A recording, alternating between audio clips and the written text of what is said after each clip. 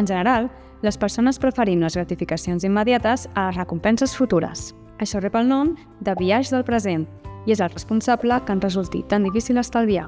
Et presentem 3 estratègies per superar-lo. 1. Crea un pressupost. Enumera els passos per establir un pla d'estalvi, identificant ingressos i despeses i reduint les despeses no essencials. Existeixen eines per crear el teu propi pressupost, com per exemple les meves finances de Caixa Enginyers. 2. Estableix metes d'estalvi que siguin realistes. Calcula la quantitat necessària per a un objectiu, fixa una data límit i divideix els diners que necessitis entre els mesos o setmanes que tinguis per davant. 3. Automatitza l'estalvi. Programa transferències automàtiques d'una part dels teus ingressos a un compte d'estalvi en la data en què cobris la nòmina.